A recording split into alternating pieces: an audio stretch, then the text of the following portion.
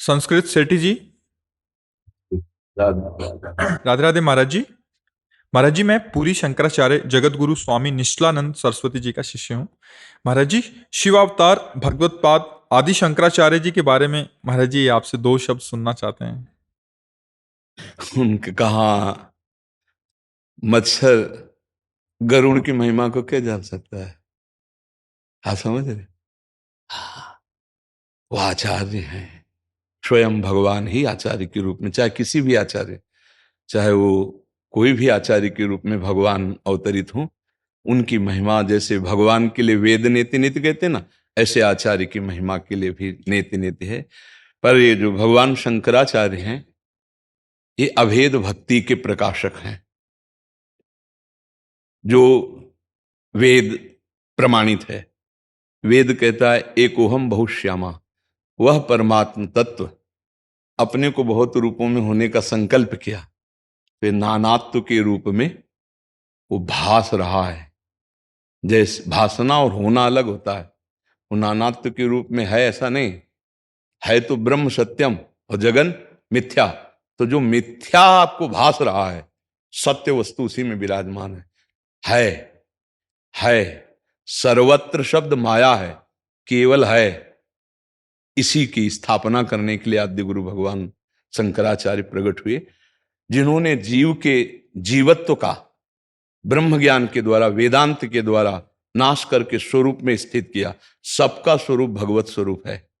ईश्वर अंश जो कहा जाता है भक्ति में, ईश्वर अंश जीव अविनाशी चेतन अमल सहज सुखराशि, वो रस के आस्वादन के लिए है, नहीं पूर्ण का अवशेष पूर्ण ही होता है।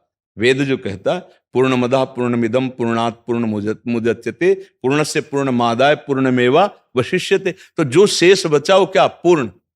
तो जब भक्ति की चरम अवस्था को उपासक प्राप्त होता है, तो उसी पूर्णता को प्राप्त होता है जो ज्ञान में। अब ज्ञानी देखता है सर्वम खलमिदम ब्रह्म, और भक्त देखता है श्री राम में सब जग जानी, या चिद चिद लक्षणम सर्वम राधा कृष्ण। अब इसमें क्या भेद है? रास्ते अलग हैं। एक जाकर के अभेद हो जाता है मैं में, और एक जाके मैं को आराध्य देव में लीन कर देता है। जो भक्ति की लीनता है, वो ब्रह्म नहीं, माया नहीं, नहीं जीव नहीं काल, अपनी सुधि ना रहे, एक रहे नंदलाल, बचा एक ना। और जो ज्ञान की सिद्धता है, वो सबको अपने में लीन करके मैं तत्व का। तो श्री कृष्णचंद्र जी ने भागवत में कहा, जब सृष्टि नहीं थी तो मैं, जब सृष्टि नहीं रहेगी तो मैं, बीच में मैं ही मैं, मत्ता पर तरम नान्यत किंचित अस्ति धनंजय। तो उधर मैं में सब कुछ लीन कर लिया, और यहां मैं को आप में लीन कर दिया, प्रभु में, बचा एक ही। तभी सवाल हल माना जाएगा जब एक बचे। चाहे योग से चलो, चाहे कर्मयोग से, चाहे भक्ति से, चाहे ज्ञान से, एक। तो आद्य गुरु भगवान शंकराचार्य वेदांत अपने स्वरूप का बोध कराने के लिए अवतरित हुए, लाखों जीवों को परम पद में आरूढ़ किया, और विश्व विजय करके ये जो 4 बड़े बड़े मठ स्थापित किए। आज जो पूज्य आद्य गुरु शंकराचार्य जी के स्थापित मठों में गुरुजन विराजमान हैं, वो धर्म को संचालन करने के लिए हैं। उनकी बात को समझना बड़ा कठिन है, कि साधारण धर्म को तो लोग समझ नहीं रहे, त्रिकाल संध्या आदि की बात तो समझ नहीं रहे, वेदांत को कौन समझेगा? ये कलिकाल मलायतन, मन कर देख विचार।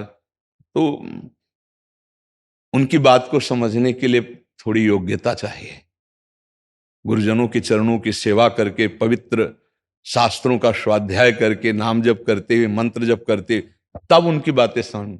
वो ठीक शास्त्र और सनातन के एक भी शब्द नीचे नहीं उतरेंगे, चाहे संसार निंदा करे या वंदना करे, उनसे कोई मतलब नहीं होता। जो आचार्य पीठ पर विराजमान है, तस्मा शास्त्रम प्रमाणम शब्द होंगे, और धर्म की स्थापना के शब्द होंगे। आगे हम नहीं जान सकते, अभी तक जो देखा कि आचार्य पीठ पर विराजमान महापुरुष का यही परम कर्तव्य है, स्वयं शास्त्र सम्मत आचरण, शास्त्र वाक्य और समाज को शास्त्र के अनुसार ही चलाना। यही आद्य गुरु भगवान शंकराचार्य जी ने 4 मठों में स्थापित करके आचार्य पीठ पर विराजमान होने वालों के लिए आदेश किया, और अक्षरशः वैसा पालन किया जा रहा है आचार्य पीठ पे आज भी। पूज्य महाराज जी का जो आपने नाम लिया, तो उनकी वाणी में शास्त्र ही होगा, और जीवन में शास्त्र होगा। अब ऐसे की वाणी को, महापुरुषों की वाणी को समझने के लिए पहले धर्म को तो जाने। अब जो धर्म विहीन आचरण करते हैं वो सुन के भी नहीं समझ सकते ना। उसके लिए पवित्र बुद्धि चाहिए, कुशाग्र बुद्धि चाहिए, शरणागति चाहिए, प्रणिपातेन। और वो तो देहाभिमानी जीव कैसे, फिर भी आचार्य कृपा, गुरु कृपा से जन का कल्याण हो रहा है, करते ही रहेंगे आचार्य पीठ पर विराजमान जो महापुरुष हैं। हाँ, तो उनकी महिमा का गान करने की सामर्थ्य हमारी क्या, वो तो साक्षात भगवान शंकर ही हैं, जो ज्ञान समुद्र है, बोध संपन्न है, जो स्वरूप में स्थित हो गया। भगवान श्री कृष्ण चंद्र जी कहते हो मेरी आत्मा है, ज्ञानी मेरी आत्मा है। तो आप प्रभु की आत्मा है ज्ञानी जन, तो वो तो आत्मा बोध संपन्न महापुरुष हैं। जो आचार्य पीठ पर विराजमान होते हैं वो बोध संपन्न महापुरुष विराजमान होते हैं। तो उनके चरणों में कोटि कोटि प्रणाम है। बस ऐसे ही हमारे सनातन धर्म की महिमा का हाँ जो स्थापन है उसका संचालन होता रहे, उनके आशीर्वाद से जगत उनकी आज्ञा का पालन करे। इसीलिए वो आचार्य पीठ पर विराजमान किए हैं आद्य गुरु भगवान शंकराचार्य जी। समझ पा रहे हैं आप जी।